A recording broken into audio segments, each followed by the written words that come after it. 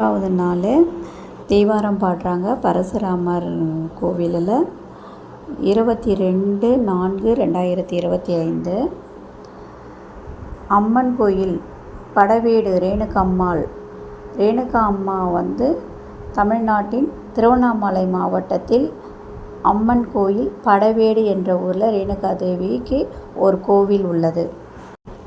ரேணுகா நாட்டின் அரசன் ரேணுகா தந்தை. நெருப்பிலிருந்து ரேணுகா ஒரு மகளாக அவருக்கு கிடைக்கின்றாள். ரேணுகாவை அவங்க வர்ணிக்கிறாங்க. தங்கள் மகளை அரசர் ஜமதக்னி முனிவருக்கு மணம் முடித்து வைக்கிறாங்க. பரசுராமர் தந்தையே ஜமதக்னியின் கட்டளையை நிறைவேற்ற காசி மன்னர் கார்த்தவீர அரியானையை போரிட்டு கொன்றார். மேலும் கோபம் அடைஞ்சு பரசுராமர் பீஷ்மரை மரண அச்சுறுத்தல் விடுவித்தார். இந்த செயல்களால் பரசுராமர் பல துன்பங்களை அனுபவித்தார். கடைசியாக பரசுராமர் மகேந்திர மலைக்கு போய் அங்கேயே தங்கி தியானங்கள் பண்ணி தன் உயிரை துறந்ததாக சொல்கிறாங்க. அவர் இறப்பு இன்னும் குறிப்பிடலை.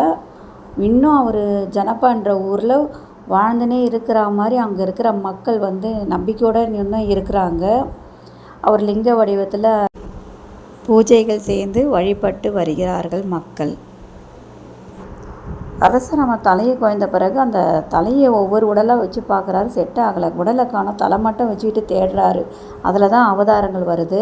பார்வதி, தாக்ஷாயணி, காளி, எல்லையம்மா, மாரியம்மா, ரேணுகா தேவி, துர்கை, அங்காளம்மா, பரமேஸ்வரி, சாமுண்டி, பகவதி, இது மாதிரி 1000 தெய்வங்கள், 1000 கண்கள் உடையவள் அவள் தாயார்.